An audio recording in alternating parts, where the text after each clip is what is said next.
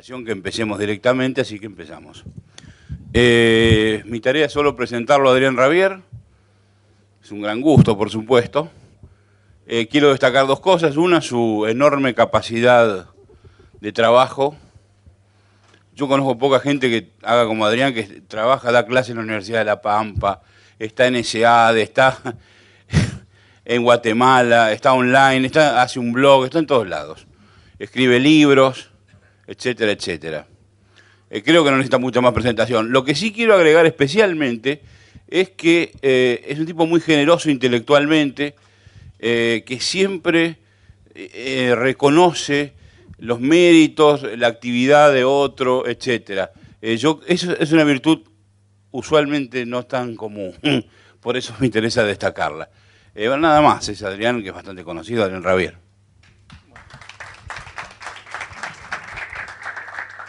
Bueno, muchas gracias, Rafael, muy generoso. Muchas gracias también a Federico Fernández, a la Fundación Bases, por darme la oportunidad de dar una conferencia, que siendo joven tampoco es usual. La verdad que me costó elegir el tema. Elegí contarles la historia de la escuela austríaca, lo cual es tremendamente ambicioso porque creo que tenemos una hora o menos y es un recorrido muy largo de más de 2000 años, desde la antigua Grecia hasta hoy, para hablar de las raíces de la escuela austríaca, para hablar de las etapas del desarrollo evolutivo de la escuela austríaca, para hablar del presente de la escuela austríaca y hablar un poco del futuro. Así que es un paso muy largo. Ahora, sin embargo, el objetivo es básicamente darles un esquema, más que nada para los jóvenes que se acercan a esta tradición por primera vez, mencionar autores que por ahí no habían escuchado antes y que son importantes. Hay un libro que tuve la suerte de hacer, que disfruté mucho, que son 60 entrevistas a teóricos de la escuela austríaca.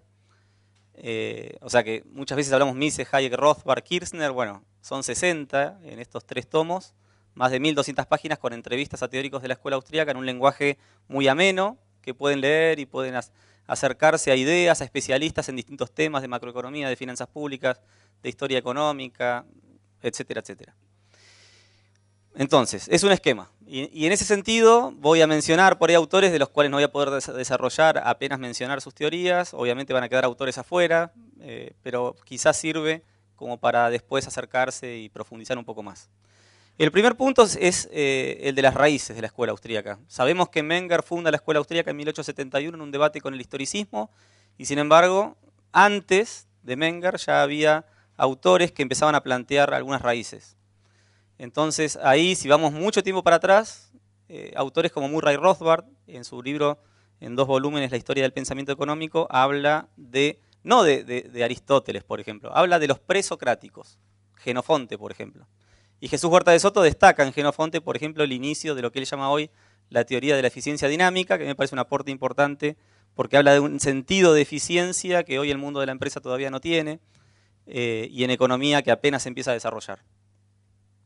Entonces, esos autores presocráticos, anteriores a Sócrates, Platón y Aristóteles, en ciertos poemas hablaban de escasez, hablaban de eficiencia, hablaban de algunos conceptos que vale la pena conocer. No vamos a decir más que eso. Después, en los autores como Sócrates, Platón y Aristóteles hay mucho para decir. Siempre rescatamos la idea de que los 3 autores estaban en contra del lucro, que estaban en contra del empresario, que estaban en contra del comercio, que estaban en contra de prestar dinero a interés, etc. Y es algo válido. Pero también es cierto que Aristóteles, a diferencia de Platón, es el primero en destacar la propiedad privada. Y no solo eso, habla de los incentivos que genera la propiedad privada. Y eso creo que es un punto importante que podría ser raíz del pensamiento posterior. Después avanzamos y vamos a los escolásticos. Y ahí hay un trabajo de Alex Chafuen, un argentino, y también trabajos de Grace Hutchison, de Huber, de Rothbard, de Hayek, que han destacado que quizás en la escuela de Salamanca, autores como Juan de Mariana, Sarabia de la Calle, Juan de Lugo, el doctor Navarro, etc., pudieron haber generado un pensamiento económico que hoy es raíz del pensamiento austríaco moderno. Eso es un debate. Juan Carlos Kachanowski, un profesor que todos o muchos conocen o conocieron aquí, Juan Carlos se oponía un poco a esta idea de que los escolásticos habrían sido un antecedente, pero vale la pena conocerlo, mencionarlo, que estos autores, por ejemplo, piensen ustedes en 1492, se conquista América y los españoles empiezan a llevar los metales hacia España. Bueno, autores como Juan de Mariana y otros, un poco más tarde, analizaron este proceso y vieron cómo los metales que entraban en España aumentaban la masa monetaria, generaba un aumento del nivel de precios y relacionaban entonces la inflación con una causa monetaria, dando un antecedente a la teoría cuantitativa del dinero, pero también dando antecedentes a algunas teorías austríacas en el tema del dinero. Por ejemplo, después podemos hablar del derecho natural, el derecho a la vida, a la libertad, a la propiedad, podemos hablar de distintas teorías que por ahí se desarrollan. Hay un trabajo de Jesús Huerta de Soto también, que habla de Juan de Mariana y los escolásticos españoles, que está virtual, que lo pueden conseguir y pueden ver ahí todos los aportes, los 10 aportes que él entiende, se pueden encontrar en distintos tratados y trabajos de esos escolásticos que en aquel tiempo habían desarrollado. Si avanzamos en las raíces, encontramos un autor muy importante como Richard Cantillon, que es un irlandés, banquero, que desarrolló un tratado que se llamaba Ensayo sobre la naturaleza del comercio en general, escrito posiblemente en 1734, en realidad nadie sabe bien cuándo nació, cuándo murió, cómo murió, hay toda una cuestión biográfica interesantísima para los interesados en la historia del pensamiento económico, pero aparentemente nació en 1680, escribió este libro en 1734, y lo mataron por haber generado ciertos fraudes por alrededor de esa fecha de 1734. Pero bueno, el tratado que él escribe, que es citado por Adam Smith por lo menos una decena de veces, y por todos los autores de los fisiócratas, es muy importante. Y Cantillon en ese libro la verdad que desarrolla temas fundamentales, metodológicos, microeconómicos, macroeconómicos, financieros y de comercio internacional, por lo menos. Metodológicos porque habla del ceteris paribus, que hoy para todos los economistas es fundamental. Habla también de lo que hoy llamamos efecto Cantillon en temas monetarios. Se puede encontrar una teoría del origen del dinero muy parecida a la de Menger en ese ensayo. Se puede encontrar una crítica al mercantilismo antes que la de los fisiócratas, como Quesnay y Turgot. Se puede encontrar una crítica a la deuda de los gobiernos, que la toman y nunca la pagan y defaultean, ya lo desarrolla en ese libro.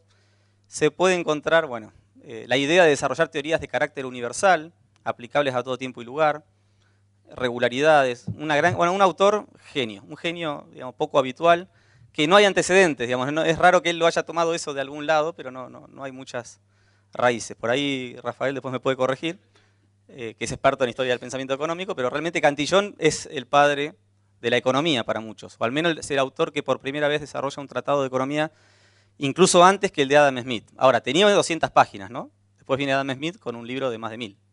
Lo cual la profundidad y el desarrollo de Adam Smith es mucho mayor y tiene otros aportes, pero el de Cantillon me parece muy importante destacar. Después aparecen los fisiócratas, que es Ney Turgot en particular. Turgot también desarrolla un tratado muy importante antes de Adam Smith. El laissez-faire, la crítica al mercantilismo son raíces del pensamiento austríaco.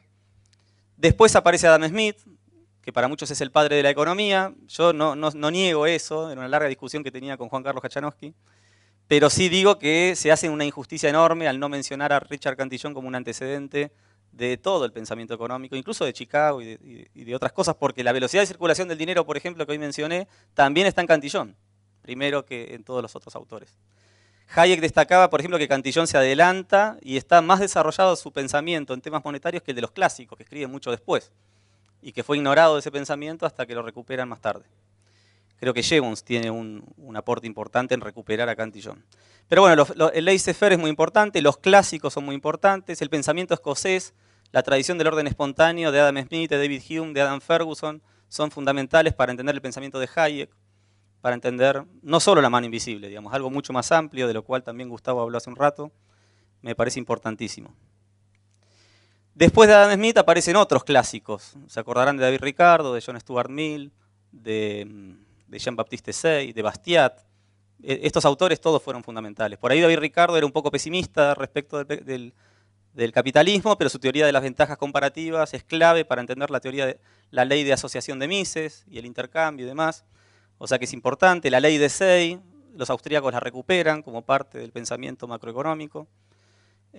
O sea que ahí también hay raíces para el pensamiento austríaco. Yo de alguna manera me siento crítico en esto con Rothbard, quien es crítico con Adam Smith y el pensamiento clásico, como un desvío posible de otros autores que eran más claros, más consistentes previos a Adam Smith, y que Adam Smith habría desvirtuado la economía y la alejan de lo demás. La verdad que ni Mises ni Hayek tienen esa visión crítica de Adam Smith, eso es algo de Rothbard, y muchos austríacos muchas veces repiten esto y lamentablemente le desconocen algo que para mí fue clave en Adam Smith, que es la tradición del orden espontáneo, que es clave para nuestras ideas modernas. Hasta ahí, bueno, tenemos el pensamiento clásico, no ignoro, digamos, la teoría del valor-trabajo, que fue un grave problema y que de hecho es la razón por la cual Menger, en 1871, descubriendo la utilidad marginal y enfrentándose metodológicamente al historicismo alemán, da origen al pensamiento austríaco. Entonces ahí voy a tratar de hablar de las 5 etapas del pensamiento austríaco. La primera nace en 1871 con el trabajo de Menger, Principios de Economía, pero muchas veces nos olvidamos del segundo libro de Menger, que es clave, de 1883, donde se compilan muchos trabajos de él, enfrentándose metodológicamente al historicismo, que es una compilación que está aquí disponible, o la vi creo. Es un libro amarillo de Menger que habla de metodología, básicamente. Y en ese libro se ve todo lo que Menger tenía en claro, y es la raíz quizás de un libro posterior tremendamente importante para nosotros como La acción humana. O sea, Menger plantea la idea de desarrollar ese libro que termina escribiendo Mises en 1949, mucho más tarde. Pero la raíz de ese libro, su idea del bien económico, la idea del capital, la idea de la escasez, la idea de la utilidad marginal y digamos, metodológicamente, el pensamiento axiomático deductivo, la deducción de teoremas y demás, es algo que Menger inicia, pero que por supuesto no puede completar y que requiere después de otros aportes. Pero Menger, digamos que marca el origen de la escuela austríaca siendo muy joven y enfrentándose al historicismo alemán, que tenía la idea de que la economía tenía que ser solamente historia. Había que encontrar regularidades, básicamente, y repetirlas donde puedan funcionar. En realidad, Menger decía que la economía no puede ser solo historia, hay que tratar de desarrollar una teoría universal, de aplicación universal, quiere decir que se puede aplicar a todo tiempo y lugar. Y ahí yo creo que no solo la economía moderna nace con la idea de utilidad marginal, combinando la escasez, la utilidad y la teoría del valor subjetivo y otros temas que podemos desarrollar, sino que marca una cuestión metodológica. Y es la idea de desarrollar una teoría económica contundente, consistente, genuina, digamos, bien desarrollada, bien pensada, coherente, partiendo de la acción humana y terminando en temas complejos, como puede ser hoy temas de economías abiertas o cuestiones financieras, como saben. Hasta ahí Menger. Menger tuvo alumnos, formaba alumnos, entre ellos el más destacado posiblemente haya sido Eugene von Baaberg. Von Baaberg escribe un libro en 3 tomos, Capital e Interés. Ese libro es terriblemente importante, por ejemplo tienen ahí el ejemplo de Robinson Crusoe, cuando en economía nosotros hablamos de los microfundamentos de la macroeconomía, siempre hablamos de cómo, partiendo de la acción humana, por ejemplo, aparece la ley de preferencia temporal, que la ley de preferencia temporal da origen a la tasa de interés originaria, que la tasa de interés originaria tiene que ver con el ahorro, con la inversión, con la formación de capital, con la productividad, con el crecimiento económico y cómo eso impacta en el bienestar. Bueno, es todo un desarrollo que von Baaberg empieza a desarrollar en este libro Capital e Interés, que además es una crítica terrible al capital de Marx. Digamos, von Baaberg es el primer crítico, bueno, no sé si el primero, otra vez me podés corregir, Rafael, pero sin duda es un enorme crítico del capital de Marx, mostrando sus contradicciones en varios temas y mostrando efectivamente cómo la ley de utilidad marginal puede ser una solución al problema de la teoría del valor-trabajo y a la paradoja del valor y otros temas. Von Baaberg a su vez tiene alumnos y aparecen allí, por ejemplo, Mises, Ludwig von Mises y Schumpeter, Joseph Schumpeter, que nosotros lo hemos excomulgado a Schumpeter como alguien malo que no tiene que ver con la escuela austríaca, pero la realidad es que su libro de 1911, La teoría del desenvolvimiento económico, es un enorme libro, de enorme importancia para nosotros. Ahí habla de esa destrucción creativa, pero ahí habla de la innovación. Es verdad que tiene una influencia walrasiana posterior y demás, pero su libro, cuando habla del emprendedor y de la innovación, es un autor austríaco, a mi juicio.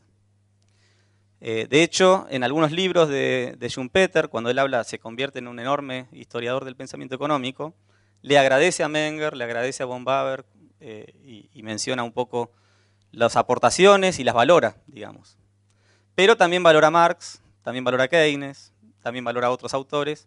Era un autor ideal para escribir un libro como La historia del análisis económico, que es su obra cumbre sobre el pensamiento económico, que es terriblemente importante, no para los austríacos, sino para todos los economistas. Tiene una valoración también de Walras, pero siempre destacó que al comparar el equilibrio general contra el equilibrio dinámico o las ideas austríacas, él sentía, digamos, que lo dinámico era muy importante, o sea que nunca perdió su visión austríaca en el resto de sus libros. Pero bueno, tuvo otras influencias, entonces es un autor raro. Lo mismo que Visser. Von Visser es otro autor que fue seguidor de Menger, junto a von Baber, lo podríamos poner en esa generación. Visser fue autor de la teoría de la imputación, que es muy importante para entender el valor de las cosas, y digamos, bueno, podríamos hablar mucho de esto, pero la idea es que la teoría de la imputación es importante en Visser, es un aporte para la escuela austríaca, pero también es verdad que Visser se alejó de las metodologías austríacas y de otros modelos, entonces no es austríaco y queda excomulgado. Mises, a su vez, tiene un seminario en Viena. En esa bueno, ya estamos hablando sin querer de la segunda etapa, digamos. Hasta ahí teníamos a von Baber, en la etapa de fundación, digamos que se forma con Menger y von Baber. Después aparece un Mises y un Schumpeter, y ahí empieza la etapa de consolidación. ¿Y qué es la etapa de consolidación? Es empezar a cumplir el plan de Menger, empezar a desarrollar una teoría económica coherente, abstracta, de aplicación universal, sobre todos los temas de la teoría económica. Y ahí Mises se vuelve la persona más importante, quizás, de la escuela austríaca moderna.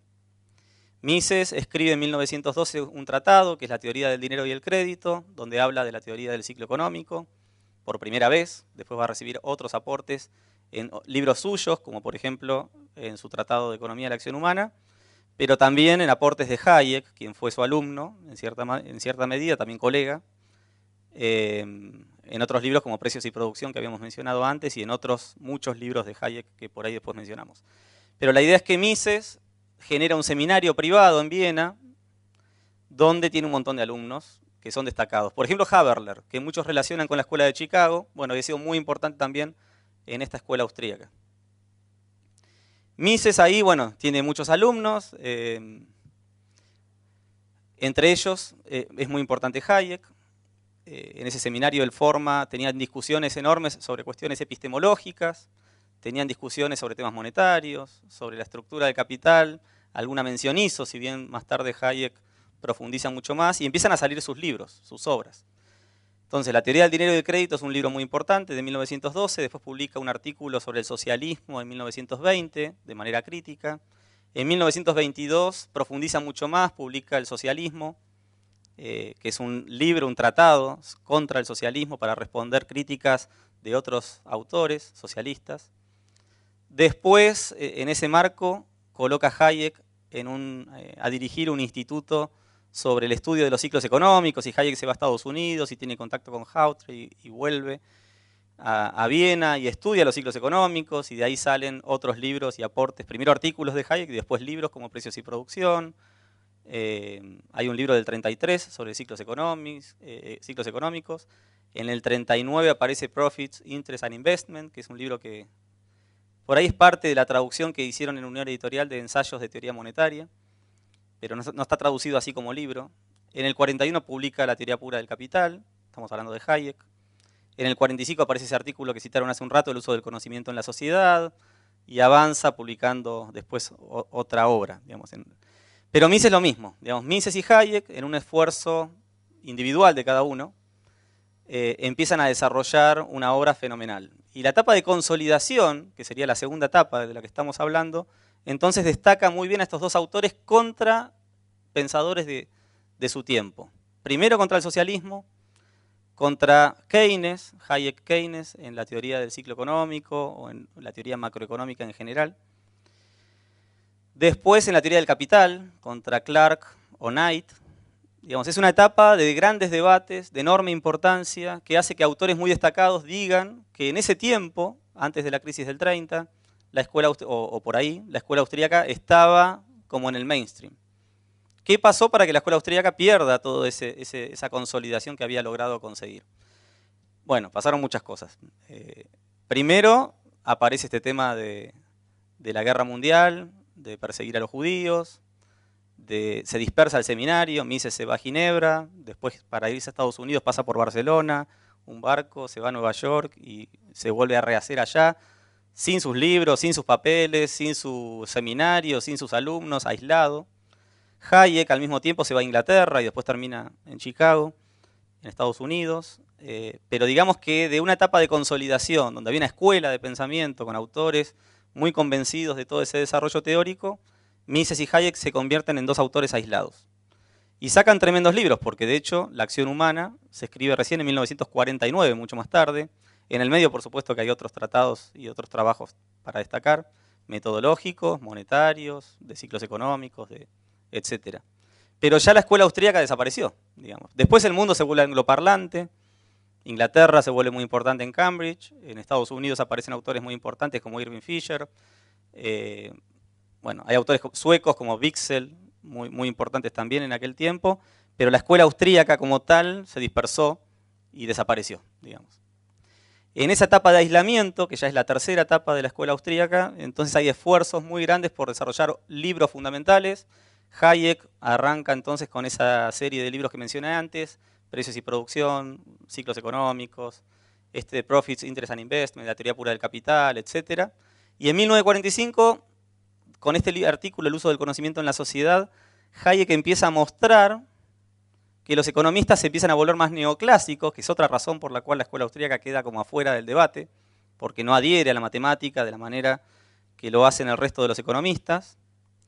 Y entonces Hayek dice la verdad que los economistas empiezan a hablar un lenguaje que no es el mío, tienen un interés por temas que no son los míos, y de alguna manera Hayek empieza a tratar temas institucionales, de psicología evolutiva, del derecho, de la filosofía política, con lo cual descubrimos hoy que Hayek anticipó el análisis económico del derecho, que anticipó el public choice, que anticipó la nueva economía institucional, que anticipó una cantidad enorme de temas porque justamente abandonó la economía como algo estricto, digamos, como una única disciplina y empezó a ir a otras disciplinas. Y los premios Nobel de los últimos años nos muestran la razón de Hayek en ese comportamiento. Porque empezamos a ver a un Ronald Coase hablando, por ejemplo, del análisis económico del derecho, y hay mucho antecedente en Hayek respecto de la obra de Coase. Encontramos a Buchanan hablando del public choice y el libro de Burocracia de Mises, creo que de 1944, también se adelanta a las ideas del public choice de Buchanan. Encontramos autores austríacos que hablaban de instituciones mucho antes que Douglass North nos hable de la nueva economía institucional. Douglass North, cuando define a las instituciones, las asocia con los órdenes espontáneos, habla de reglas, de un montón de cuestiones que en los austríacos estaban claras mucho tiempo antes.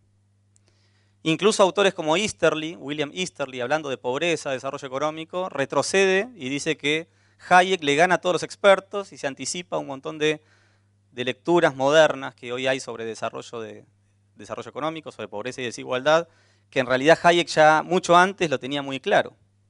Entonces realmente encontramos autores que aislados, sin escuela, sin alumnos, lograron desarrollar aportes terriblemente importantes para el pensamiento económico moderno. En esa etapa de aislamiento aparecen estos esfuerzos, pero nada más. Ahora, ¿qué ocurre? En los años 70, cuando ya las políticas keynesianas, que además dominaron, como hay otra razón por la cual la escuela austríaca termina en el aislamiento. Habíamos hablado primero de la dispersión que hay de los austríacos porque los atacan para matarlos y terminan en Estados Unidos, básicamente para escapar de la muerte. Habíamos hablado de la economía matemática, neoclásica, a la que la escuela austríaca siempre le escapó. Si bien hay autores que hoy hablan en términos neoclásicos, austríacos, hay un poco algo más amigable, pero fue un problema para los austríacos. Hablamos del inglés, todos los libros austríacos estaban escritos en alemán, digamos, Mises y Hayek empiezan a escribir en inglés mucho más tarde. Bueno, son razones que por ahí explican lo que pasó con la escuela austríaca de aquel predominio enorme a un aislamiento. Y en los años 70, bueno, y la otra razón es esta, la de Keynes. Keynes logra un cambio ideológico fenomenal en el mundo que para los autores liberales el mundo se vuelve muy hostil. Cuando Mises llega, por ejemplo, a Nueva York, era muy difícil conseguir trabajo. Cuentan, por ejemplo, Hazlitt, creo que era Hazlitt, periodista en Estados Unidos, que lo recomendó en un montón de lugares y la gente le decía, bueno, pero es de derecha. Digamos, no tenemos un puesto para él en las universidades de Estados Unidos en este momento. Entonces esto fue muy, muy difícil. Y para Hayek, por no hablar en términos matemáticos, la Universidad de Chicago le da un cargo pero lo manda a trabajar en el Instituto de Ciencias Sociales o Políticas, pero no en economía. De hecho, cuando uno habla con Milton Friedman, él dice, no, Hayek fue fundamental para mi formación. Su libro Caminos de Servidumbre es sensacional. Ahora, su teoría pura del capital es ilegible, no se entiende nada. O sea que no valoraban su macroeconomía, valoraban su filosofía política liberal en Chicago. Entonces lo mandaron a estudiar aquello, pero no su economía, como nosotros la entendemos. Ahora, en 1973, dicen en el Mises Institute que hay un seminario muy destacado del Institute for Human Studies, que lo organiza en South Rochalton, creo que era un pueblito, y aparecen tres grandes figuras nuevas para la escuela austríaca. Aparece Israel Kirzner, que hace su doctorado con Mises en Nueva York. Mises tuvo 4 alumnos nada más que terminaron su doctorado: Spadaro, George Reisman, Senholz e Israel Kirzner. Senholz, de hecho, fue profesor de Juan Carlos Kachanowski, o le dirigió la tesis doctoral. Pero digamos, en ese seminario aparecen tres figuras entonces. Ludwig Lachmann, que había sido parte o había asistido al debate Hayek-Keynes de los años 30 en la London School of Economics, quien había tenido también relación con Shackle, que era un autor keynesiano, pero que hablaba de expectativas subjetivas y temas que por ahí para nosotros hoy son terriblemente importantes. Pero Lachmann es un autor importante en aquellos años 30. Él decía que en el debate Hayek-Keynes que en 1931, dice, hasta 1931 éramos todos austríacos en Inglaterra, cuando Hayek derrumba las ideas de Keynes descritas en 1930. Pero para cuando publica la teoría general no quedó nadie. Digamos, los pocos que se habían convertido a las ideas de la escuela austríaca, como incluso Lionel Robbins, abandonan las ideas austríacas y abrazan la revolución keynesiana. Entonces tenemos a Lionel Robbins diciendo que su libro de 1933, explicando la Gran Depresión, es un mal libro. Lo dice Robbins. Y para nosotros es un libro central para explicar la estructura de la producción y lo que pasó en la crisis del 30. Pero bueno, esa revolución fue fundamental para entender la historia de esta tradición. En los años 70, entonces, aparece este seminario con la figura de Lachmann, hablando de teoría del ciclo, de teoría del capital, de expectativas subjetivas y demás. Aparece Rothbard, hablando de la ética de la libertad, hablando de historia del... Bueno, estoy yendo mucho más para adelante, ¿no?, de aportes de estos autores. Porque la historia del pensamiento económico de Rothbard recién llega en 1995, más o menos. Pero habla de la ética de la libertad, Rothbard y de otros temas, y aparece Israel Kirzner con su énfasis en la teoría del emprendedor y demás, que un poco nos resumía hoy Gustavo.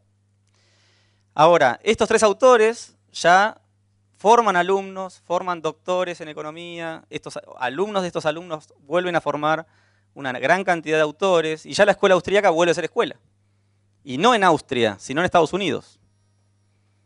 Y hoy, después de 30 años o 40 años, la escuela austríaca se encuentra con distintos programas de doctorado en un montón de universidades que empiezan a formar alumnos, que publican en journals, que van a congresos, y bueno, con sus diferencias, como veíamos recién. Grandes diferencias. Digamos, autores como Murray Rothbard, a quien le parecía muy hostil el mundo académico para él poder desarrollar sus ideas, porque él quería publicar sus trabajos, iba a las revistas académicas y le rechazaban la publicación. Entonces dijo, bueno, voy a formar un journal nuevo.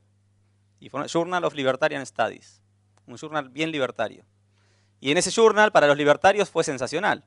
Él encontró ahí un espacio y aparece un Hans Hermann Hoppe, aparece un Salerno, aparece un Walter Block, un David Gordon y gente alineada a este pensamiento de Rothbard que hoy domina el Mises Institute. Pero en paralelo, Hayek empieza a formar a otros autores, y Lachmann también.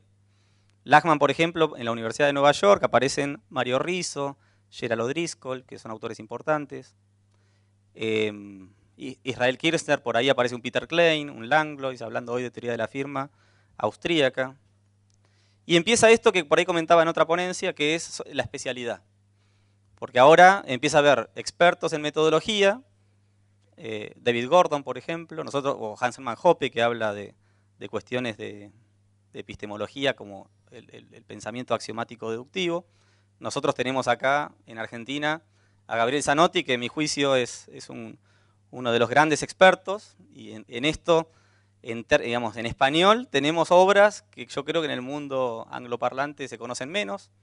afortunadamente, a un trabajo que han hecho Gabriel Zanotti con Nicolás Kachanowski sobre metodología, publicado en inglés, generó un ruido muy grande en el mundo austríaco, hablando de este pensamiento donde no está la línea Rothbard, sino la línea Hayek o Matchloop, digamos. Pero Zanotti toma autores como Popper y los recuperan para la escuela austríaca y lo juntan con un Husserl, lo juntan con un Gadamer, con un con ideas de Mises, con ideas de Hayek, incluso con ideas de Rothbard en su tratado de economía, Man, Economy and State, toma parte de la forma en que él expresa los teoremas y la coherencia que presenta y lo formula dentro de su libro de la economía de la acción humana.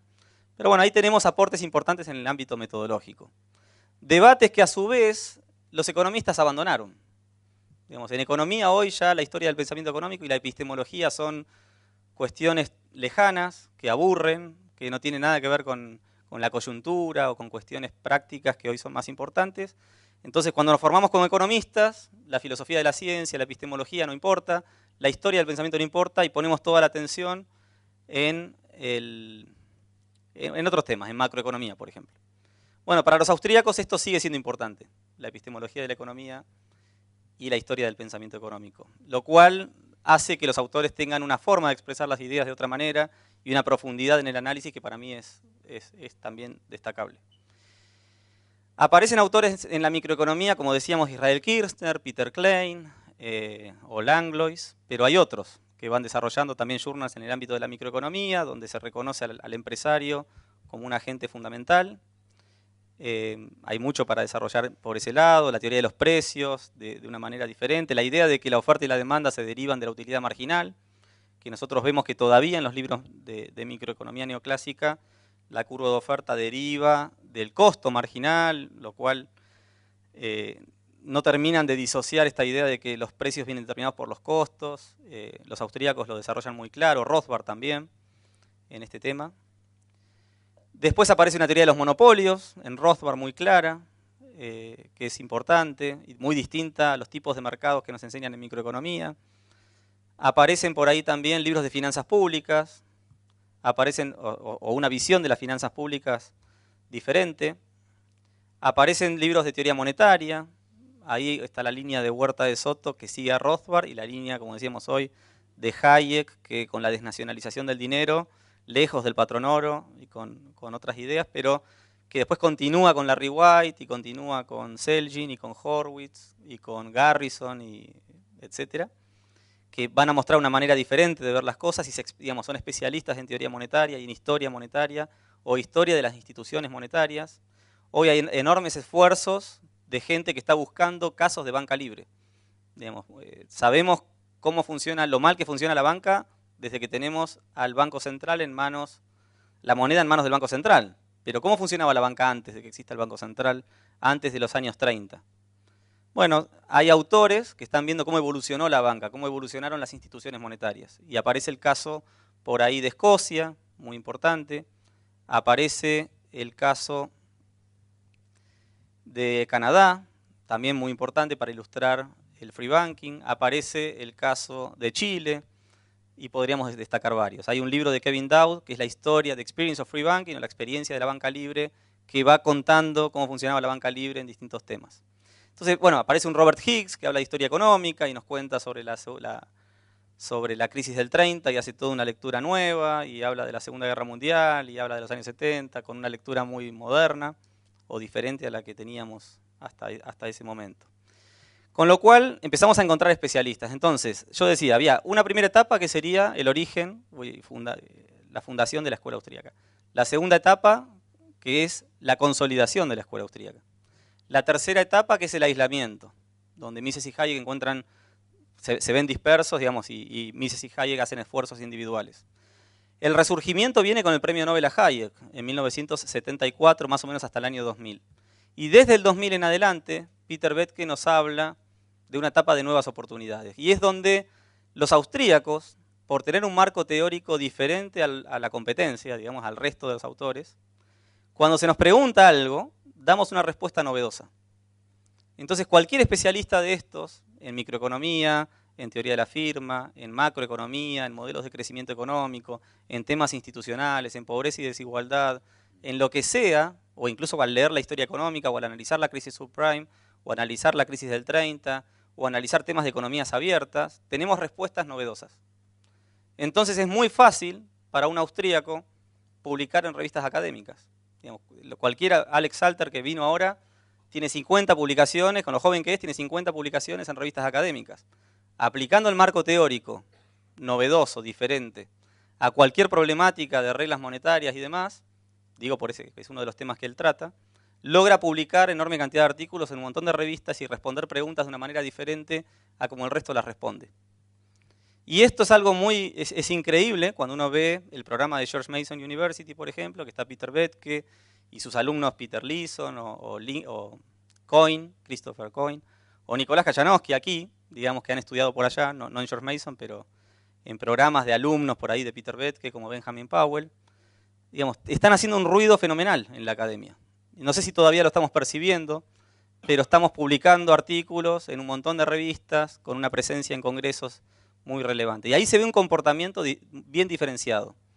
La línea Rothbard, a mi juicio, comete un error, que es crear un journal y generar un comportamiento donde tienden a escribir y a publicar en revistas propias, a generar círculos muy amigables de austríacos, donde no discutimos con el resto. Y si vamos a la etapa de consolidación que nosotros tuvimos en los años 20, 30, donde la escuela austríaca era mainstream, era porque Mises y Hayek enfrentaban la teoría del capital de Clark y Knight, o enfrentaban a Keynes, o enfrentaban al socialismo. Si nos encerramos y dejamos de ir a los congresos de no austríacos, que es un poco lo que hacemos los austríacos, lamentablemente dejamos el debate para otros, y nosotros hablamos como si el resto estuvieran equivocados. Nada es más peligroso para la escuela austríaca que volver a aislarse entre nosotros. Entonces Peter Boettke le está diciendo a sus alumnos, no, estudien econometría, estudien estadística otra vez, hagan trabajos empíricos, vayan a los congresos no austríacos a publicar. Es verdad que está también la Mount Pelerin Society o la Association of Private Enterprise Education, o está este congreso, que son importantes para seguir discutiendo debates que para ahí son importantes para nosotros, pero no dejen de ir a los otros congresos.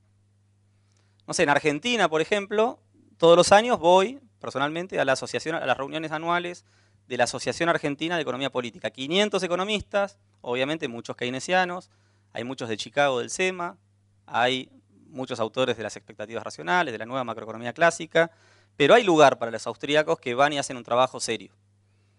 Y ahí es donde tenemos que discutir y presentar las ideas para que sean valoradas, para que vuelvan a ser parte del debate y demás. Podemos publicar en el Review of Austrian Economics o en el Quarterly Journal of Austrian Economics, pero sería mucho mejor publicar en las revistas top 10. A mí me queda grande ese nivel, digamos, de competencia. Pero, digamos, quienes son más jóvenes y empiezan a desarrollar sus aportes, estaría bueno que tengan en mente ese público, que es el que tiene cualquier economista. Nosotros tendemos a encerrarnos. Y yo creo que en ese sentido es necesario una revista como Procesos de Mercado, que creó Huerta de Soto, o el Journal of Libertarian Studies en tiempos de Rothbard, o en el Mises Institute el Quarterly Journal, o el Independent Review que tenemos en el Independent Institute. Pero también sería necesario seguir participando del resto de los congresos, generar debates con otros académicos y un entendimiento que por mucho tiempo no es que nos echaron, es que no lo fuimos a buscar. Y hoy George Mason está mostrando esto. Va a los congresos, a las revistas especializadas en distintos temas monetarios o institucionales o macroeconómicos y demás, y aceptan las publicaciones. Hay que mejorar en realidad. En lugar de pensar que no quieren una visión anarquista o que no quieren una visión liberal, en realidad hay que mejorar la forma en que escribimos y trabajamos para que acepten esos trabajos. Y hay modelos de economistas que lo están logrando en todos los ámbitos. Peter Klein creo que tiene más de 100 publicaciones en revistas académicas, y estamos hablando de un solo autor. Langlois lo mismo. Kirchner lo demostró también en la Universidad de Nueva York. Entonces ese es un comportamiento que yo creo que tiene que hablar un poco del futuro, de cómo deberíamos comportarnos. Pero la puerta está abierta para que nosotros vayamos al mundo a dar respuestas distintas respecto de la que se venía trabajando desde el mundo de la política y también desde la academia. Y en la medida que el marco teórico, que las ideas cambien, van a empezar a hacernos caso, digamos, van a empezar a escuchar las políticas públicas que tenemos para proponer. Me quedo con eso, digamos, el poder de las ideas realmente puede cambiar el mundo. La escuela austríaca tiene buenas ideas, está subvaluada, Por eso a mí me atrapa y me genera un interés particular para difundir las ideas de la escuela austríaca, porque creo que Hayek tiene respuestas que el mundo desconoce y que serían útiles, porque creo que, bueno, distintos autores, Garrison en temas de macroeconomía, Stephen Horwitz en temas de microfundamentos de la macroeconomía, etcétera. Estos autores creo que tienen que ser escuchados para temas de pobreza, de desigualdad. Ahora los austríacos están dando respuestas diferentes y encontramos un Henry Hazlitt que hace mucho tiempo que ya daba respuestas de este tipo y era totalmente ignorado, y hoy un Angus Deaton gana el Nobel diciendo lo mismo que él dijo décadas atrás. Entonces realmente es importante recuperar esta tradición de pensamiento, llevarla a los ámbitos académicos de manera seria. Por eso personalmente tengo esa diferencia con Javier Milei, que creo que se sabe. Me parece que las formas son importantes, digamos que tratar de ser, que cuando un austríaco se presenta, que no sea dogmático y que sea muy claro a la hora de expresar las ideas como nosotros las entendemos. Bueno, gracias. ¿Pregunta?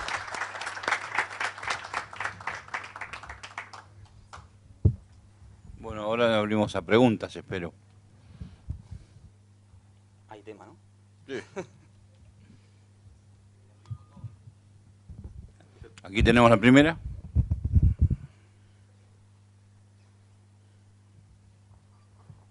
Adrián, una consulta. ¿Cómo le ves tú, digamos, tú consideras que Milton Friedman era cercano a la escuela austríaca? Porque algo hablaste de su amistad, digamos, con Hayek.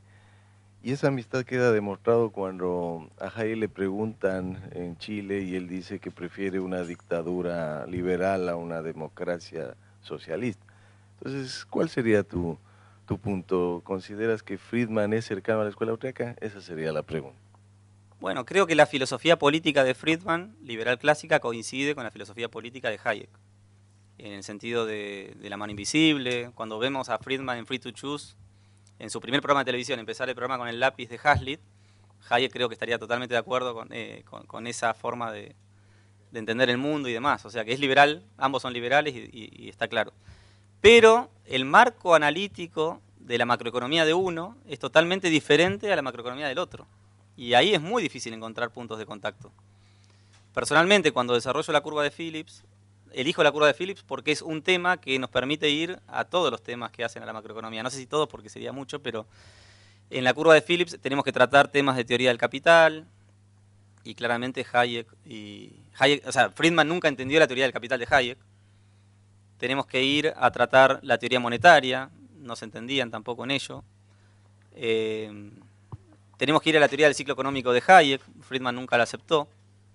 Tenemos que ir al concepto de no neutralidad del dinero, que Hayek plantea ya en Precios y Producción, citando a Cantillon, y que Friedman nunca aceptó o nunca entendió. Entonces el marco teórico de uno y otro son totalmente diferentes, si bien pueden tener puntos de contacto, por ejemplo, cuando hablan de inflación y la causa monetaria que ambas tienen. Pero creo que los dos mundos teóricos son totalmente diferentes y mezclarlos es un problema. Sí, vos te agarraste solo el micrófono porque sos organizador, está bien. Exacto, sí. Valorando las instituciones. Claro, totalmente. Adrián, muchas gracias por tu exposición. Dos preguntas breves. La primera, ¿te parece que, a mí me da la sensación, por lo que veo de lo que pasa en Estados Unidos actualmente, que bueno, es el líder en escuela austríaca, digamos, me da la sensación que los riesgos más grandes de problemas y de cismas incluso están viniendo no de cuestiones teóricas, sino de cuestiones políticas, lo que obviamente agrega a la irracionalidad de la cuestión y lo hace más peligroso. Quería ver qué pensás al respecto. Y la segunda cuestión que te quería preguntar rápidamente es cómo ves, porque a mí me da la sensación también que, sacando a Estados Unidos, en el lugar donde más dinámica veo a la escuela austríaca es en el mundo de habla hispana. Entonces quería ver qué reflexión tenés al respecto también sobre eso. En la primera te referías a Trump. Trump, qué sé yo, matrimonio homosexual, ¿viste? Hay muchos problemas que te están generando divisiones muy grandes. Es que no sabría qué responderte en eso. A ver, vamos por la segunda. Es verdad que América Latina está desarrollando congresos como este que engloban a gran cantidad de autores, hay mucho interés. Yo creo que después de movimientos populistas como los que hemos tenido en Argentina, en Venezuela, en Ecuador, en Bolivia, termina habiendo una demanda por lo contrario, y entonces autores como Friedman y Hayek empiezan a aparecer. Ahí incluyo a Friedman sabiendo que no es austríaco, pero que es un autor importante para nosotros. Creo que viene por ahí. En la medida que el populismo fracasa, la demanda de ideas diferentes empieza a tener un espacio, y ahí aparecen nuestras ideas como una posible solución a políticas públicas que se veían antes de manera diferente. Pero bueno, ahí viene de nuevo. Los austríacos sin duda tienen que hacer políticas públicas, tienen que hacer trabajo empírico, tienen que hacer cosas que por mucho tiempo no lo hicieron. Pero destacando algo que por ahí no dije antes, que me parece importante, y es que yo lamento cuando voy a programas de doctorado de muchas universidades, o incluso de maestría y de licenciatura, que se le dice a los alumnos, bueno, hagan una tesis, y las tesis son todas empíricas. Se le está diciendo a los economistas jóvenes, no piensen, o sea, no elaboren en teorías nuevas, las teorías ya existen, busquen alguna que les guste y hagan un trabajo empírico aplicado a algún país. Pero las tesis doctorales que abundan, sí son empíricas, que por ahí es una deficiencia nuestra, pero lamentablemente ya no hay modelos nuevos.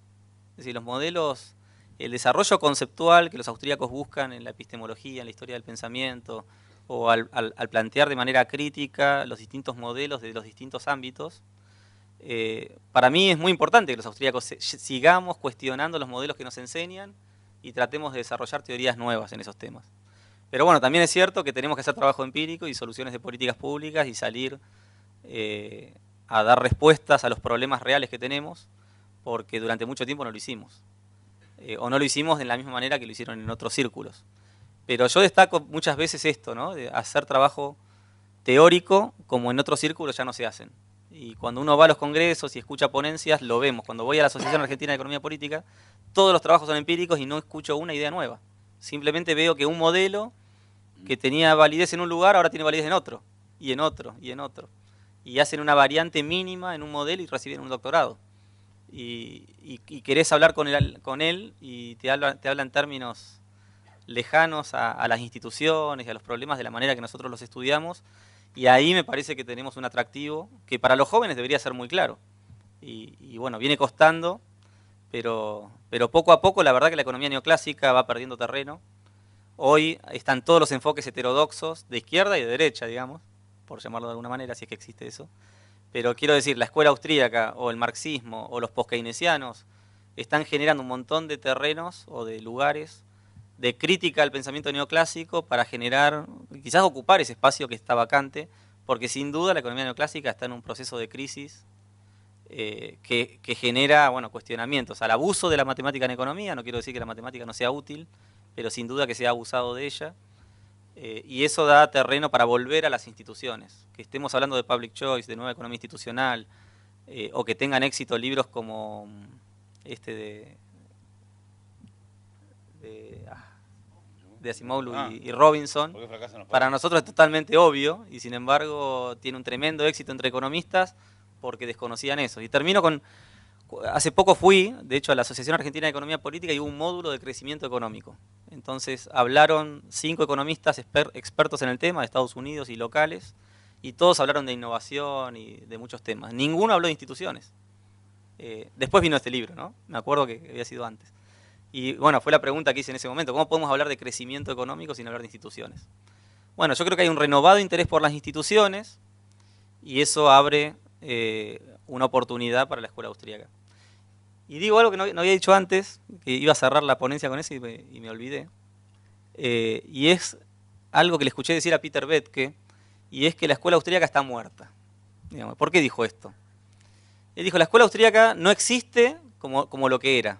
La escuela austríaca hoy es algo que se debe entender en comunión, si se quiere, con la nueva economía institucional, con el análisis económico del derecho, con la teoría del desequilibrio monetario de Leland Yeager, con el public choice de Buchanan, Tullock y Brennan, con una gran cantidad de enfoques que incluye por ahí la economía clásica, que incluye las raíces que mencionábamos antes, y de alguna manera es un enfoque mucho más rico que el de la escuela austríaca.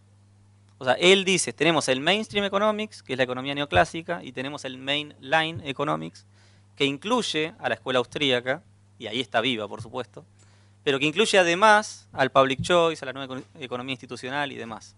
En este sentido hay un libro de Peter Boettke que tienen que leer, si no lo han leído aún, que es Living Economics, o Vivir la Economía, o Viviendo la Economía, no me acuerdo cómo se tradujo el libro, pero ese libro de alguna manera resume lo que se puede tomar de cada una de estas escuelas y que aportan a un entendimiento novedoso, moderno y mucho más creativo y mucho más interesante, me parece, que dejar a la escuela austríaca como algo aislado contra el resto, ¿no? Yo tengo una breve que ya que usurpando siempre el poder, como el ejemplo de Fernández. Vos usaste 2 veces, o 3, metáforas religiosas, como excomunión. Y cuando pregunta Federico habla de cisma. ¿A vos no te parece algo raro esa tendencia? Fue casual, ¿eh? Sí, bueno, pero yo creo que las metáforas no son inocentes. Es raro que para hablar de esto se hable siempre con metáforas religiosas, de excomunión, de cisma. Yo cisma no lo usé. No, él dijo cisma. Me parece como un papa o qué sé yo, no sé. No sé. No, pero está bien porque es parecido a lo que vos decías con el gueto, con salir, digamos, digamos, de la endogamia, ¿no? Bueno, es que hubo mucho un comportamiento de este tipo, en parte, de la escuela austríaca. Lo que no quiere decir que la escuela austríaca tenga aportes para dar en distintos temas y que se está notando, porque creo que hay especialistas dentro de la tradición que hoy se están notando, que están creciendo, que están publicando, que están dando conferencias en el mundo, que publican libros que son creativos y que seguramente van a dar algún Nobel en los próximos años. ¿Hiciste una? ¿Algo más? Allá. ¿Allá? Ah, bueno, no llega con él. Una pregunta corta, bien, Adrián. perdón. ¿Qué opinión tienes acerca del ordoliberalismo de Walter Eucken y de Erhard, del alemán? Bueno, ¿Va con la línea de los austriacos? Porque ellos sí, citan sí, mucho sí. a los austriacos, ¿no? Bueno, la Mont Pelerin Society se reúne varios enfoques, ¿no?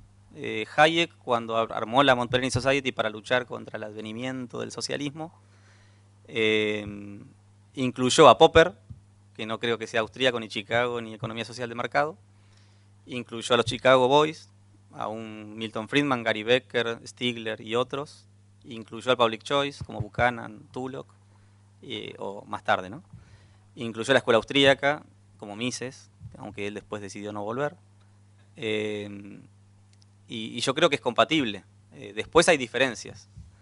Pero bueno, tenemos mucho que aprender también de esos autores de la economía social de mercado en cuanto al milagro alemán, a la hora de hablar de política económica, e incluso a la hora de hablar de temas monetarios. A mí Ivo Sarjanovic, por ejemplo, recuerdo que me enseñó este tema de la contracción secundaria de dinero, que es clave para entender un tema ahí de la Gran Depresión de los años 30, que para mí los austríacos, en ausencia de esos conceptos que vienen de los ordoliberales, yo no lo hubiera entendido de la manera que lo entiendo hoy, por ejemplo. En este sentido, por ahí está muy bueno el libro de Larry White, The Clash of Economic Ideas, que es como un libro donde se tocan estos temas de manera muy clara. Pero sin duda que hablamos de compañeros de camino. Después creo que Repke, Erhard, Rueff, etcétera, no piensan en términos axiomático-deductivos como lo hace Mises, pero bueno, Hayek tampoco comparte la metodología en ese sentido. Así que ahí, algo que mostramos en este libro de la Escuela Austríaca desde adentro, en los 3 tomos que les comentaba antes, es que entrevistás a 60 austríacos y los 60 tienen enormes diferencias en un montón de temas. Por ahí les paso otro chivo, hay un libro de Peter Boettke que se llama el Handbook on Contemporary Austrian Economics, lo tradujimos al español como Manual de Economía Austríaca Contemporánea, donde dice cuáles son los 10 temas que hacen único al enfoque austríaco. Y en cada capítulo, está aquí, en cada capítulo se desarrolla muy bien cada uno de estos temas que hacen único al enfoque austríaco, y ahí habría que ver cuánto de esos 10 temas los ordoliberales los aceptan. Había una amistad, ¿no?, entre estos autores austríacos y la economía social de mercado. Pero también hay diferencias. Yo tuve muchas conversaciones con Resico, de la UCA, Marcelo Resico, que se define como autor de la economía social de mercado y que ha escrito muchos libros sobre Repke, ha viajado a Alemania y ha hecho su tesis doctoral biográfica sobre Repke, y ha escrito trabajos sobre la teoría del ciclo económico de Repke, que es diferente a la austríaca, y hemos discutido en la Asociación Argentina de Economía Política de estos temas, y ahí hay cortocircuitos. O sea que habría que hilar muy fino para ver dónde nos amigamos y dónde nos diferenciamos. Pero creo que también pasa dentro de la escuela austríaca ese rompimiento. O sea, la distancia entre Hayek y Repke, por decir algo, no es menor que la distancia entre Hayek y Rothbard. Y Hayek y Rothbard son ambos austríacos. Así que quizás tenemos que dejar de hablar de escuela. Como dice Carlos Rodríguez Brown, alguna vez le pregunté, de hecho en estas entrevistas que le hice, si él se consideraba austríaco. Y me dijo que no. Ahora, uno lo lee y aceptamos todo lo que él dice, pero ¿por qué no quiere llamarse a sí mismo austríaco? Dice, porque no quiero que la gente diga que yo pienso tal cosa por ser austríaco. Porque la gente, una vez que te encasilla o te etiqueta de austríaco, entonces sos Rothbard, sos anarquista, entonces sos tal, en base a lo que cada uno cree. Entonces mejor salirse y decir lo que pienso yo de cada tema de la manera que yo lo pienso. Lo mismo pasa con George Selgin, que dice, no, yo no soy austríaco, porque si soy austríaco tengo que aclarar que no soy Rothbard, pero soy White, y entonces le lleva un montón de aclaraciones, que bueno, soy austríaco, pero acá me parece que hay que sacar las etiquetas y que cada uno defienda las ideas o a los autores como los crea conveniente. Dale, perdón.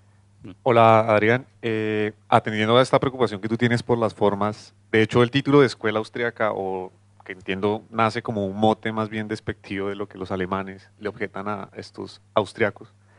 Hay otras dos denominaciones que yo he encontrado quizá más oportunas, una que nace de la misma escuela, que es la de Mises, entender lo que llamaremos praxeología, la cual pues es una rama de la catagaláctica, y otra, entiendo, la propone tu hermano como sinergasia, en términos de la teoría de organizaciones, y la otra la encuentro en un libro de historia de las doctrinas económicas de Louis Gonard, que habla de la escuela psicológica, y lo opone a la matemática en términos de este tema de la llamada, o mal llamada, revolución marginalista.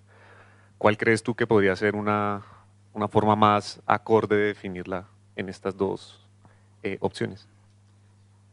Es muy difícil. A mí, desde que hablé con Rafael Beltramino, creo que en algún congreso de epistemología de la UBA, que ahora voy a esos congresos cuando puedo, y Rafael frecuenta, una vez me dijo, no hablemos más de escuela y hablemos de tradición austríaca. Entonces, desde ese día, cada vez que escribo, ahora, ¿no? Si van para atrás, decía escuela, pero ahora digo tradición austríaca. Bueno, es una forma de expresarlo. Pero después es difícil, decís praxeología y Hayek no aceptaba la praxeología. Entonces, cuesta hasta metodológicamente encontrar algo común a todos estos autores que están englobados en lo que hoy llamamos escuela austríaca. Lo de sinergasia es un concepto de mi hermano que por ahora no es conocido en la tradición. Y bueno, después de psicología yo creo que habría que ver, pero bueno, sí, el individualismo metodológico es un punto en común entre todos ellos, el subjetivismo metodológico, cuando hablamos de macroeconomía, la teoría del capital, cuando hablamos de dinero, la no neutralidad.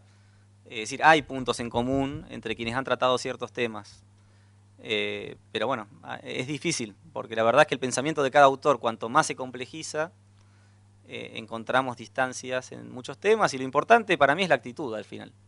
Es tratar de hablar, dialogar, entenderse, y no imponer un dogma o un marco analítico y tirárselos por la cabeza, o la acción humana, vayan a leer, sino dialogar cada tema e ir viendo las diferencias y acercarse al otro para tratar de entenderse, sabiendo que obviamente cuando habla un Chicago con un austríaco o un socialista con un austríaco, el socialista quizás viene de la teoría de la explotación, la plusvalía como axioma, y deduce un montón de teoremas desde la teoría del valor-trabajo hasta la explotación, que lo llevan a entender el mundo de tal manera. Entonces discutamos la teoría del valor-trabajo.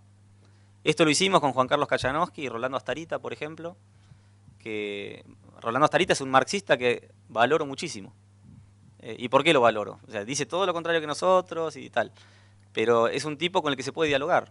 Y te sentás con él y él entiende el mundo de la manera honesta en la que lo entiende, hacia el marxismo, y bueno, discutimos teoría del trabajo, teoría de la explotación, o kirchnerismo, o lo que sea, y nos entendemos al final. Bueno, está claro, yo pienso esto, y él critica la utilidad marginal y ha escrito un montón de posteos, nadie le responde por ahora, yo no tengo tiempo, pero en algún momento espero hacerlo. Pero hay diferencias entre autores y está bueno tener ese encuentro y ese diálogo. Cuando perdemos el diálogo y nos empezamos a tirar con cosas, perdemos la oportunidad de crecer de los dos lados. Así que es eso lo que puedo decir. Aquí hay otra pregunta. Aprovecho. Tradición es más lábil, es como más indefinido, una cosa más. Adrián, ¿vos no crees que tal vez algo que debilita las ideas de los economistas austríacos es su falta de involucramiento en ciertas cuestiones prácticas, ¿no? Es decir, yo entiendo que a veces las conclusiones de los economistas austríacos son, si querés, muy, muy distintas de lo que está pasando en el mundo, en el sistema financiero, en el sistema de empresas reguladas o lo que fuera. Entonces proponen cuál sería el ideal, pero el ideal está tan lejos que materialmente se hace complicado, ¿no? Hoy hablábamos con Alex en la excelente presentación que hizo, ¿no? Y bueno, ¿cómo tenderíamos a eso, ¿no? Y te enfrentas con problemas diferentes, que es transcurrir paso por paso, porque es prácticamente imposible de pronto hacer ese cambio tan drástico, ¿no? O sea, ¿por qué crees que la tradición nos ha involucrado más en pequeños pasos o pequeños grandes pasos que lleven a su aplicación práctica? Bueno, yo siempre recuerdo cuando me preguntan sobre estos temas la respuesta que da Alberto Venegas Lynch, hijo, del rol del académico y el rol del político. Él dice, el rol del académico es correr el eje de debate. O sea, no puedo estar pensando en lo que la gente puede digerir hoy. Si yo estoy pensando si la gente acepta la propiedad privada o no, no puedo elaborar nada. Entonces, técnicamente, me abstraigo de lo que la gente puede digerir, de lo que va a aceptar, y me pongo a pensar en el escritorio, en la Torre de Marfil, si se quiere, en lo que es la economía, lo que debería ser, los teoremas, cómo sería la educación en una economía de mercado, en una sociedad libre, cómo serían las jubilaciones y pensiones en una sociedad libre. Y eso está bueno porque hoy vemos que el sistema de reparto va a explotar y por un momento podemos abstraernos de la realidad, del déficit fiscal y de cómo vamos a resolver el problema y pensar que el mercado podía haber resuelto esto de una manera privada, con contratos libres y voluntarios, de manera muy fácil, algo parecido a lo chileno, pero mejor. Y está bueno, porque te saca de la caja, entonces uno en el ámbito académico, por un momento, puede dejar los problemas de lado, del día a día, y pensar afuera de la caja y pensar, bueno, en una sociedad libre es obvio que las jubilaciones y las pensiones deberían ser privadas y tal. Y es obvio que la educación podría ser privada, y la educación podría ser privada también, y entonces hay casos de políticas públicas donde nosotros nos ponemos a pensar en estos temas. O la aviación, no sé, los cielos abiertos, que se habla de aerolíneas y demás. Ahora, después viene el otro problema, porque si pensamos siempre afuera de la caja y siempre en lo abstracto y siempre en la sociedad libre que no tenemos y nos alejamos de los problemas del día a día, al final la gente nos dice, bueno, vayan a su torre de marfil y listo. Entonces, dice Venegas Lynch, está claro que el político no puede desatender lo que culturalmente la gente puede digerir en ese momento. Entonces, cuando alguien dice, hoy en Argentina, tenemos que privatizar el sistema de pensiones y de reparto, ¿no? Lo privatizamos y vamos al sistema ideal liberal y bueno, no sé, porque hay un problema clave de coyuntura que es que si hoy Argentina se plantea una reforma de ese tipo, te van a quedar todos los jubilados y pensionados que hoy reciben plata de la población activa que está aportando y ese dinero va a los bolsillos de los jubilados de hoy. ¿Con qué le vas a pagar a todos los jubilados que hoy deberían recibir un aporte por sus aportes pasados? Entonces, yo hoy digo, no, Argentina no puede hoy privatizar el sistema de pensiones. Primero que alcance el equilibrio fiscal y haga como Chile, que tenga un superávit fiscal de 5 puntos del PBI y entonces ese superávit va a permitir una transición para que la gente hoy jubilada reciba las remuneraciones que tiene que recibir para seguir viviendo y después, hacia futuro, pensar en una transición para ir hacia ese sistema libre. Pero acá me parece que la respuesta es que tenemos que pensar en el ideal y hasta ahí, porque en realidad el ideal tampoco lo podemos imponer desde arriba de manera constructivista, si bien podemos elaborarlo, de cómo sería una economía si el gobierno no tuviera un Ministerio de Educación que regula contenidos y demás, o no tuviera un sistema de salud que haga las cosas que hace, y cómo sería en competencia, y cuál sería el precio, y si atenderíamos a toda la demanda o a la mitad, y qué pasaría con la otra mitad. Hay un montón de soluciones de ese tipo de transición, pero tenemos claro el norte, digamos, o tenemos claro que el mercado podría resolver los problemas que hoy el gobierno no resuelve. Entonces eso nos genera una actitud hacia el problema diferente. Mi sensación es que en sociedades como estas, más populistas, como Argentina, que hoy lamentablemente está muy lejos incluso de Chile o de Perú, esta sociedad así como está planteada nos propone un montón de problemas que tenemos que resolver, y el problema es cultural y es educativo y nos lleva a un problema de educación económica. Digamos, mi sensación es que muchas veces cuando un economista pasa por un curso, o una persona pasa por un curso de economía en la universidad, ya está, esa persona no va a seguir aceptando niveles de populismo tan grandes. Ahora, hay un problema de que la gente no reconoce la escasez, de que no ve el largo plazo. Bueno, es cuestión de educar. Y es un poco lo que hacemos, desde SEADE, desde la Fundación Bases, desde todos los círculos que mencionaba Rafael, tratando de difundir ideas y formar gente, especialmente profesionales, para que después en sus ámbitos de trabajo puedan seguir reproduciendo y se dé esto que Venegas Lynch dice, que tirás una piedra y se empieza a expandir poco a poco hasta generar un cambio. Pero la verdad que lo que hacemos es marginal. Ahora, sí veo en los jóvenes austríacos, como Nicolás Kachanowski, o Iván Kachanowski, o Iván Carrino y demás, interés por coyuntura, en escribir los problemas de Argentina de hoy y dar soluciones y proponer y tratar de marcar un debate en la opinión pública muy grande. Digamos, cada vez hasta nos alejamos de lo académico y, y más profundo y abstracto para hablar de la Argentina de hoy, y nuestro blog un poco muestra eso. Estamos muy interesados por ver si incidimos en esta Argentina. Pero la verdad que es muy difícil, porque predomina, ¿no?, una cultura opuesta. ¿Cómo se hace? No lo sé, la verdad. Pero creo que es educación y es ese granito de arena que vamos generando. Yo creo que este tema de Milei, que realmente está logrando lo que no lográbamos el resto, de generar una difusión, de que estos nombres de Mises, Hayek, Rothbard empiecen a llegar a un montón de jóvenes de una manera impensada. Creo que Milei mismo habla del error de tipo 2. Él dice, el error de tipo 1 es, hago todo bien y me va mal. Y él dice, el error de tipo 2, hago todo mal y me va bien. Y lo dice como sorprendido. Realmente él, con su lenguaje, que no sería el adecuado para mí, logra llevar las ideas a la televisión, a las redes, y genera millones de seguidores. Bienvenido. Digamos que la gente se acerque a nuestros libros. Después está ese llamado que yo trato de hacer de que, bueno, llegaron las ideas, bueno, no sigan insultando como hace Milei. Traten de tratar al otro con respeto, de respetar los valores, de estudiar, de ir a los autores, ir a las fuentes originales. Digo, que un tipo sea keynesiano no lo hace mal tipo. Digamos, un tipo puede ser austríaco y puede ser mal tipo, y un tipo puede ser keynesiano y ser buen tipo. Entonces eso, ese pedido. Ahora, en cómo llegamos con nuestras ideas, sin duda hay un cambio ideológico en nuestra Argentina que hizo que Macri sea presidente. Y no es lo mismo Macri que Cristina Kirchner a la hora de hablar del kirchnerismo de buenos modales que se puso de moda. Digamos, yo veo mucha diferencia, ¿no?, entre el Cambiemos que tenemos hoy y lo que tuvimos en los 12 años anteriores. Así que hay un cambio ideológico que da una oportunidad. Y ahí, bueno, tenemos que tratar de trabajar para generar un cambio. ¿Alguna pregunta más? No sé si... Ahí tenemos una.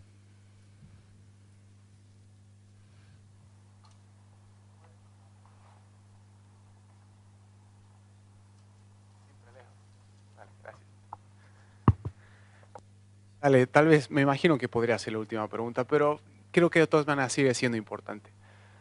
No dejo de impresionarme sobre tu amplio dominio de la materia, tu elocuencia para hablar del asunto. Has hablado ahora, has hecho un resumen de 2000 años aproximadamente. Puedes hablar tranquilamente de temas de coyuntura, puedes hablar desde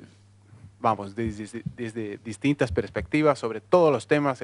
De verdad, puede que seamos amigos, etcétera, pero estoy gratamente impresionado y encantado de estar aquí justamente escuchándote hablar de eso.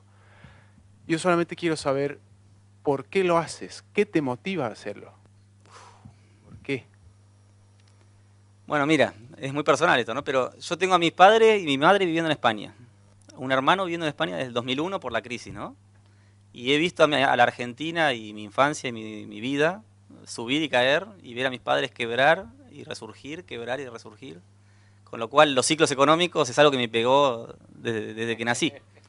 Y creo que le pasa a todos los que están aquí. O sea, todos los argentinos hemos sufrido crisis que han derrumbado familias. Y entonces yo creo que eso hay que terminarlo. Entonces, mi tesis sobre ciclos económicos, o estudiar los ciclos económicos, o estudiar economía y políticas públicas es algo que me apasiona realmente. Y cuando hice ese relato de 2000 años, o los últimos dos, digamos, la historia de la escuela austríaca, lo que veo es que la escuela austríaca tiene las respuestas que el mundo está buscando. Por eso me alegra que empiecen a llegar a mucha gente. Y lo veo además cuando lo hablo con alumnos. El alumno viene peronista, por ejemplo, en la universidad que yo doy clases, y cuando pasamos por las 90 horas que da un curso de introducción a la economía, la gente ya no es más peronista. Alguno está muy arraigado y puede ser, ¿no? Pero si hablas de escasez, si hablas de instituciones, si hablas de los problemas que, digamos, de la inversión o el ahorro como factor de crecimiento y empezás a entender las relaciones causales entre temas comunes, la gente entiende, digamos, de otra manera el mundo. Obviamente no convences a todo el mundo, pero sí que veo un impacto en eso. Así que la verdad que me motiva la cuestión histórica personal. Y después esto, mi familia me dice, ¿por qué no te venís a vivir a España?